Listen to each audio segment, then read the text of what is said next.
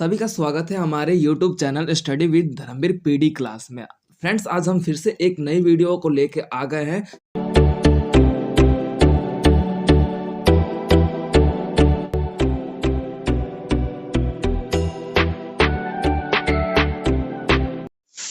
हमारा ये most important topic है जो कि आपके बीपीएसई 142 जो कि थर्ड ईयर का ये पोल साइंस का कोड है, इसके मोस्ट इंपोर्टेंट टॉपिक्स में से एक क्वेश्चन हमने लिया है।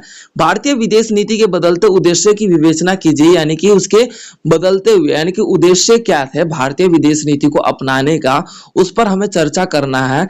तो ये आपका जो देखा जाता है कि सबसे पहले जो हमारे पूर्व प्रधानमंत्री यानी कि बोल सकते हो प्राइम मिनिस्टर जो देखे जाते हैं, उनके द्वारा पीएम जो देखे जाते हैं आपके जो जवाहरलाल नेहरू, उनके द्वारा 1932 में सबसे पहले आपके भारतीय विदेश नीति की शुरुआत या फिर गठन किया गया था। इन्होंने एक रचना के माध्यम से या फिर अपनी अनुभवी व्यवस्थाओं को ध्यान में रखते हुए, जिसके तहत आपका देखा जाता है कि हमारे देश पर जो शासन व्यवस्था था, अंग्रेजी शासन व्यवस्था के कारण इन्होंने देखा कि भारत की जो व्यवस्था है, हम दूसरे देशों के साथ जुड़कर अपना विकास करने में असक्षम तथा अपने आप का विकसित व्यवस्था को नहीं बढ़ा सकते। तो उस प्रक्रिया में भारतीय विदेश नीति को अपनाने का कुछ कारण हुआ, जो कि उसी को ध्यान में रखते हुए भारतीय विदेश नीति को अपनाया गया। भारतीय विदेश नीति का मतलब ही होता है कि भारत जब अपनी व्यवस्थाओं को विकास करने के लिए यानी कि अपना विकास करने के लिए वो दूसरे देशों के साथ जुड़कर नीतियां बनाने लगा, यानी कि दूसरे देशों के साथ गठबंधन, और तथा ये देखने को मिला कि वो अपनी आवश्यकताओं को पूर्ति करने के लिए भी दूसरे देशों के साथ जुड़कर अपनी अर्थव्यवस्था, अपनी पहचान बनाने के लिए भारतीय विदेश नीति को करना शुरू कर दिया। और ये टाइम पीरियड कब था? 1932 में सबसे पहले जवाहरलाल नेहरू के द्वारा ही भारतीय विदेश नीति का गठन किया गया था। ठीक है, अब भारतीय विदेश नीति को अपनाने का कुछ महत्वपूर्ण लक्षण थे, यानी कि उन्हीं कारणों को ध्यान में रखते हुए भारतीय विदेश नीति को अपनाया गया था, जिसे हम देखेंगे कि उनके कारण ये वो जो पॉइंट्स जो थे, उन पॉइंट्स के माध्यम से ही भारतीय विदेश नीति को अपनाया गया था। क्लियर है? तो इसमें आपका फर्स्ट पॉइंट आ जाता है राष्ट्रीय हितों का संरक्षण और संवर्धन। राष्ट्रीय हितों का संरक्षण और संवर्धन से हमारा तात्पर्य यह है कि राष्ट्रीय यानी कि जो हमारा देश था, अपने देश का विकास करते हुए अपने राष्ट्रीय हितों की, यानी कि बोल सकते हैं जिस प्रकार हमारा अंग्रेजी शासन व्यवस्था पर शासन कर रहा था, तो ये बताइए कि वो अपने राष्ट्रीय हित के अनुसार चल रहा था? नहीं, अंग्रेजी व्यवस्थाओं के अनुसार चल रहा था। वो अंग्रेजी व्यवस्थाओं के अनुसार बाधित था, वो वहां पे बोल सकते हैं कि वो कमजोर था, वो अपनी आवश्यकताओं को ध्यान में रखते हुए अपना विकास करने में असक्षम था।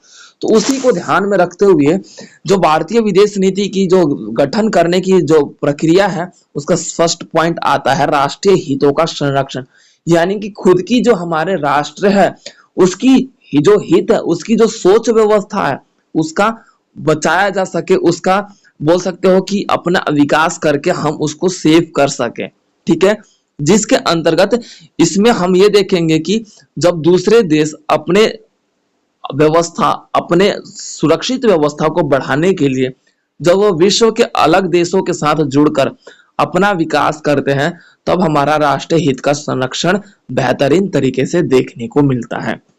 जैसे कि आज हमने देखा कि कुछ समय पहले की बात है, जैसे आपने देखा भी होगा कि रूस और यूक्रेन में युद्ध छिड़ रखा था।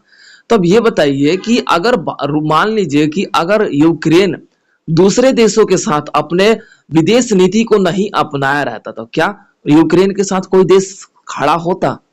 नहीं। तो उस स्थिति को ध्यान में रखते हुए ही हम दूसरे देशों के साथ अपनी सुरक्षा को, अपनी संरक्षण व्यवस्था को ध्यान में रखते हुए हम दूसरे देशों के साथ जुड़कर विदेश नीति करने में बाधित होते हैं, और जो कि भारत भी इसके अंतर्गत आपका देखने को मिलता है कि वो अलग अलग देशों के साथ अपने सुरक्षा को ध्यान में रखते हुए, यानी कि सुरक्षा व्यवस्था को बनाए रखने के लिए वो क्या करता है, दूसरे देशों के साथ जुड़कर अपना विकास करने में सक्षम बन पाता है। क्लियर है? तो ये इसका फर्स्ट पॉइंट है। एवरीवन डॉट क्लियर है। अब उसके बाद हमारा जो सेकंड पॉइंट है आपका आ जाता है। सेकंड पॉइंट में हमारी स्वतंत्रता, निर्णय लेने का स्वायत्तता। स्वायत्तता का मतलब होता है कि हम खुद अपनी स्वतंत्रता की निर्णय लेने में सक्षम हो सके। यानी कि कहने का मतलब यह है कि जब हम दूसरे देशों के साथ जुड़ते हैं तो हमारा विकास निश्चित रूप में आगे बढ़ता है, और जब हमारा विकास आगे बढ़ता है तो हम अपने भलाई और तथा अपने विकास तथा अपने जो व्यवस्था है उसको ध्यान में रखते हुए हम खुद अपने आप में सक्षम हो पाते हैं। स्वायत्तता का मतलब यानी कि स्वयं हम अपनी रक्षा कर सकते हैं, और वो तब कायम हो सकता है जब हम दूसरे देशों के साथ जुड़कर अपने आप का विकास कर सके। ठीक है, जैसे कि आपका देखा जाता है कि जब भारत था, जब पूरे विश्व में दो व्यवस्थाओं का जन्म हुआ था, एक तरफ सोवियत संघ, दूसरी तरफ आपका बोल सकते हैं अमेरिका था। तो अमेरिका पूंजीवाद की ओर बढ़ रखा था और सोवियत संघ आपका साम्यवाद की तरफ बढ़ रखा था।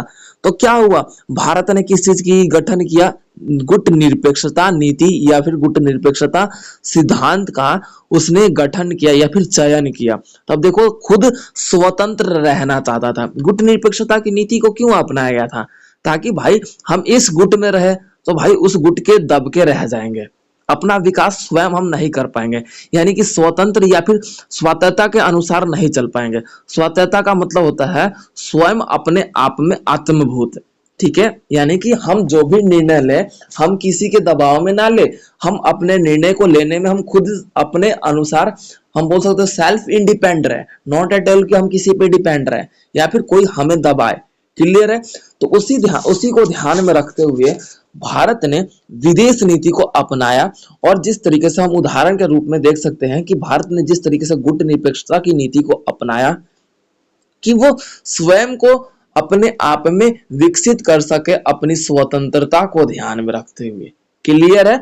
और इसी व्यवस्था को ध्यान में रखते हुए उसने अंतरराष्ट्रीय व्यवस्था के रूप में सभी देशों के साथ जुड़ा और अपने आप की स्वतंत्रता को विकसित किया। क्लियर है। अब उसके बाद हमारा अगला पॉइंट है विदेश नीति की आर्थिक मुद्दे, यानी कि विदेश नीति के आर्थिक मुद्दे। अब जो भारत विदेश नीति को अपना रहा था तो उसकी आर्थिक मुद्दे यानी कि अर्थव्यवस्था, उसका जीडीपी में ग्रोथ हो रहा था, जिसके तहत हमने ये देखा कि भारतीय विदेश नीति के कारण जो सबसे बड़ा महत्वपूर्ण विकास हुआ, आर्थिक व्यवस्थाओं का जन्म होना शुरू हुआ। अब भारत दूसरे देशों के साथ जुड़कर अपनी अर्थव्यवस्था को बेहतर करने तथा उसमें जो व्यवस्थाओं में उसने अपनी उद्योग की स्थिति जोड़ा। ठीक है, औद्योगिक व्यवस्था के कारण विदेश नीति में हमारी आर्थिक व्यवस्था का जन्म शुरू होता गया। धीरे धीरे गुट निरपेक्षता की भावना पे चलते चलते भारत ने स्वयं में अपनी आर्थिक अर्थव्यवस्था को मजबूत करना चाहा, और अपनी मजबूती के कारण भारत विदेश नीति को करने में सक्षम रहा, जिसके तहत हमें यह देखने को मिला कि जिस प्रकार आपका देखा जाता है कि एक घटना घटित होता है जो कि अमेरिका क्या करता है भारत को, जब आपका देखा जाता है कि सूखा यानी कि बोल सकते हो कि जब भूखमरी की स्थिति पैदा होती है 1974 के आसपास भारत में, तो 1974 के आसपास भारत में भूखमरी की स्थिति पैदा होती है। 1975 में आपका क्या करता है अमेरिका, भाई भारत को सपोर्ट करता है। किस रूप में, बहुत ज्यादा मात्रा में आपका गेहूं की पूर्ति करता है वो भारत में, और देखा जाता है $2 बिलियन की राशि जो है भारत पर माफ करता है अमेरिका। ठीक है, भारत में एक समय आया था जिस समय के बाद आपका देखा जाता है कि अमेरिका ने ना भारत पर $2 बिलियन की राशि को माफ किया था। क्यों? क्योंकि भारत में एक टाइम पीरियड आया कि भूखमरी की स्थिति पैदा हो चुकी थी, और वो हमारा समय काल क्या रहता है 1970 से लेकर 1974 के बीच, ये आपका टाइम पीरियड रहता है जिसमें भारत में भूखमरी जैसा खाने पीने के लाले पड़ गए थे। क्यों? क्योंकि भाई सूखा पड़ गया। ठीक है, अब किसानों के फसल अच्छे नहीं हुए, जिसके कारण भूखमरी की स्थिति पैदा हुई, गरीब व्यवस्था आ गया था। तो उसके कारण अमेरिका के द्वारा देखा जाता है कि गेहूं की आपूर्ति बड़ी मात्रा में अमेरिका भारत को सपोर्ट करता है, ठीक है। और उस पर जो राशि है 2 बिलियन डॉलर के आसपास वो क्या करता है, माफ भी कर देता है। यानी कि गेहूं तो दिया भाई, गेहूं फ्री में तो नहीं देगा ना। अब मान लो कि आप अनाज खरीद रहे हो, कोई दुकान आपको अनाज जो देगा वो फ्री में तो नहीं देगा ना। लेकिन अमेरिका 2 बिलियन डॉलर की राशि है ना भारत को माफ कर देता है। ये इतिहास में एक ऐसी घटना घटित होती है, इससे पहले ऐसा कहीं पे किसी देश पर इतनी धनराशि माफ नहीं की गई थी। सर्वप्रथम अमेरिका को ही भारत पर इतनी धनराशि माफ करने की व्यवस्था देखी गई थी। क्लियर है एवरीवन? ठीक है। उसके बाद हमारा अगला पॉइंट है वैश्विक आतंकवाद विरोधी ढांचा। यानी कि भारत है ना वैश्विक व्यवस्था यानी कि पूरे विश्व के स्तर पर आतंकवाद को समाप्त करने के लिए वो दूसरे देशों के साथ जुड़ना आज भी पसंद करता है या फिर जुड़ता है, जिसके कारण वो क्या है अलग अलग देशों के साथ संधि करता है या फिर संबंध बनाता है, वैश्विक स्तर पर नीति बनाता है कि आतंकवाद की समाप्ति की जाए या फिर आतंकवाद को समाप्त किया जाए। इस धारणा को अपनाते हुए भारत हमेशा शुरू से ही अपने आप को आगे बढ़ाता हुआ नजर आया है, जिसके तहत हमारे देश में जो आतंकवादी घटनाएं घटता है उस स्थिति में भी आपका देखा जाता है अमेरिका या फिर अलग अलग देशों के साथ जो जो आपका शांतिपूर्ण संधि होती है, तो भारत बखूबी इन शांतिपूर्ण की व्यवस्था की मांग करते हुए वो विश्व के सभी एक दृष्टिकोण को जागृत करता है और भारत आतंकवाद के खिलाफ अंतर्राष्ट्रीय स्तर पर अपनी प्रस्तावना या फिर संधि रखते हुए अपने आप को विकसित करता है, जिसके तहत अंतर्राष्ट्रीय तौर पर हमारा क्या है शांति की स्थापना हो सके और एक देश शांतिपूर्ण व्यवस्था के माध्यम से अपना विकास कर सके तथा अपनी सामूहिक सुरक्षा को बरकरार रख सके। इसी को ध्यान में रखते हुए, इसी को मद्देनजर रखते हुए आपका देखा जाता है कि वैश्वीकरण की नीति को आतंकवाद को खत्म करने के लिए भी भारत वैश्वीकरण की व्यवस्था में विदेश नीति करता है। क्लियर हो गया? अब उसके बाद आपका आ जाता है न्याय संगत व्यवस्था, न्याय संगत पर्यावरणीय संरक्षण तंत्र।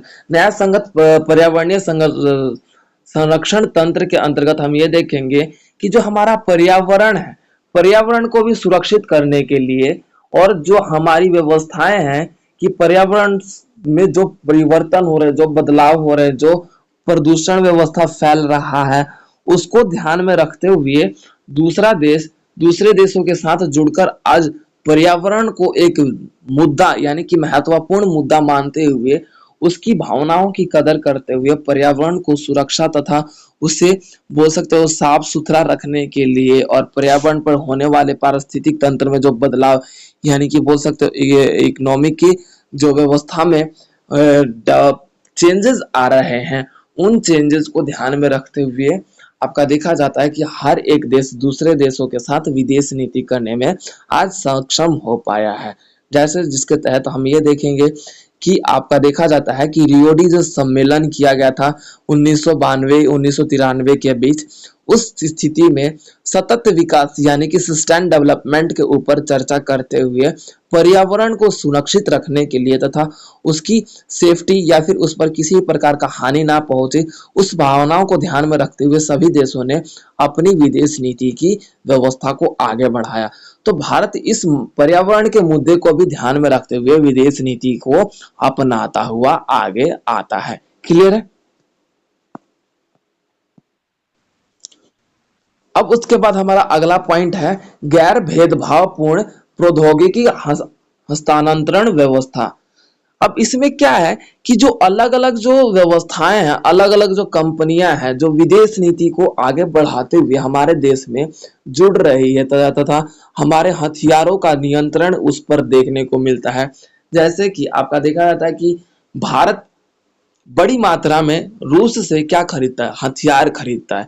उन हथियारों का प्रयोग करना तथा उस पर अपनी व्यवस्थाओं पर अपने आप को कायम करना, वास्तव में ये सबसे बड़ा आपका देखा जाता है कि आधुनिक काल में भारत अपने इस नीति को अपनाते हुए नजर आ रहा है। भारत अब अपनी शक्ति को तथा आतंकवादी व्यवस्थाओं को कम करते हुए और आतंकवाद से बचने के लिए वो क्या कर रहा है, आज प्रतिदिन अपने हथियारों की व्यवस्था में परिवर्तन करते हुए अपना विकास करने में दूसरे देशों के साथ जुड़ना पसंद कर रहा है। अपने पड़ोसी देशों के साथ भी जुड़ते हुए भारत शांतिपूर्ण व्यवस्था और आतंकवाद को समाप्त करने के लिए गैर भेदभावपूर्ण व्यवस्थाओं पर हस्तांतरण करता है, यानी कि हस्ताक्षर करते हुए अपने आप को आगे बढ़ाता है। क्लियर है? अब उसके बाद हमारा इसमें अगला पॉइंट है, आपका बोल सकते हो diaspora and soft power. It means कि बोल सकते हो कि डायस्पोरा यानी कि प्रवासी एवं नरम शक्ति, जिसके अंतर्गत हम ये देखेंगे कि डायस्पोरा एंड सॉफ्ट पावर से हमारा तात्पर्य यह है कि जब भारत अपनी व्यवस्थाओं और अपनी जो स्थिति है उसको विकसित करने के लिए, इसमें जैसे कि हमारे वर्तमान समय की बात आ जाती है, जो हमारे प्रधानमंत्री है नरेंद्र मोदी जी के द्वारा आज विदेश नीति के अलग अलग हिस्सों में मोदी जी भ्रमण करके भारत की विदेश नीति को आगे बढ़ाते हुए सबके साथ नरम दिली व्यवस्था के माध्यम से दूसरे देशों के साथ जुड़कर अपनी सॉफ्ट पावर, यानी कि सॉफ्ट पावर यानी कि नरम शक्ति, यानी कि दूसरे देशों के साथ प्रेम की धारणा को अपनाते हुए विदेश नीति को आज किया जा रहा है।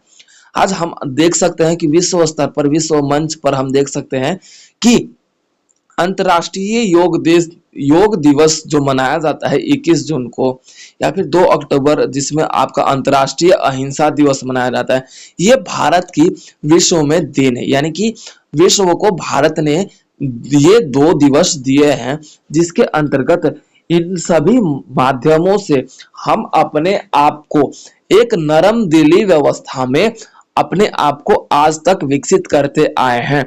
और जिस तरीके से 2014 से लेके पीएम नरेंद्र मोदी जी ने अपनी अर्थव्यवस्था तथा अपनी शांति व्यवस्था को ध्यान में रखते हुए वो दूसरे देशों के साथ जुड़कर अपने आप का विकास कर रहे, उस स्थिति में हमें ये देखने को मिला कि अलग अलग देशों ने इनसे अब नर्म दिली व्यवस्था को ध्यान में रखते हुए अपना विकास करने में सक्षम हो पाए हैं, जो कि वास्तविक रूप में हमें ये देखने को मिला कि मोदी जी के द्वारा अलग अलग क्षेत्रों की यात्रा देखने को मिला और उन्होंने इन क्षेत्रों की यात्रा महज विश्व में अपनी पहचान बनाना तथा भारतीय लोगों का एक अस्तित्व विश्व में बरकरार रखना और हम एक शांतिपूर्ण देश के रूप में जाने जाते हैं, इसकी व्यवस्था सभी को बताना, ये मोदी जी का लक्ष्य था, जिसके अंतर्गत हम प्रवासी एवं नरम शक्ति के रूप में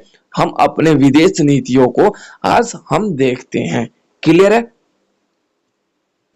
आर्थिक व्यवस्थाओं में बढ़ोतरी या फिर अर्थव्यवस्था के मद्देनजर रखते हुए क्या हुआ, आपकी विदेश नीतियों को बनाया गया या फिर बढ़ाया गया।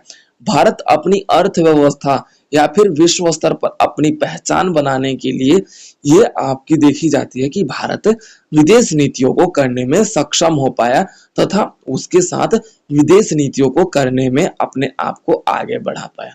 तो ये था आपका मोस्ट इंपोर्टेंट क्वेश्चन, जिसमें हमने ये देखा कि आपका देखा जाता है भारतीय विदेश नीति के क्या उद्देश्य थे, किन उद्देश्यों के कारण विदेश नीति को आगे बढ़ाया गया था। उसके तत्पश्चात हमारा जैसे पोल साइंस का एक लिखने का पैटर्न होता है, परिभाषा के साथ साथ हमने पॉइंट भी कवर कर लिया। अब इसके आज लास्ट में आपका निष्कर्ष लिखना है, जो कि सारांश को भी हम बोल सकते हैं। तो सारांश से हमारा अभिप्राय यह है कि भारतीय विदेश नीति को अपनाते हुए हमें यह मध्य ध्यान में रखना जरूरी था कि अपनी वर्चस्वता, अपनी स्थिति, अपने व्यवस्थाओं को विकसित करने के लिए भारतीय विदेश नीति की जो शुरुआत या फिर जो बीज बोने की व्यवस्था है, सबसे पहले जवाहरलाल नेहरू के द्वारा 1932 में किया गया, जिसके अंतर्गत उसी समय से भारतीय विदेश नीति को आगे बढ़ाने का प्रयास किया गया। और अंग्रेजी शासन व्यवस्था जिस प्रकार हम पर अपनी आधिपत्य जमाते हुए हमारे देश को लूट रखा था, उस व्यवस्था को ध्यान में रखते हुए अलग अलग प्रधानमंत्री ने अपना महत्वपूर्ण योगदान दिया और भारतीय विदेश नीति को आज वर्तमान समय तक भी देखने को मिलता है, जो कि भारत अलग अलग देशों के साथ जुड़कर अपनी व्यवस्था तथा विदेश नीतियों को करने में सक्षम बन पा रहा है। तो ये था आपका पूरा क्वेश्चन जो कि अब कंप्लीट होता है।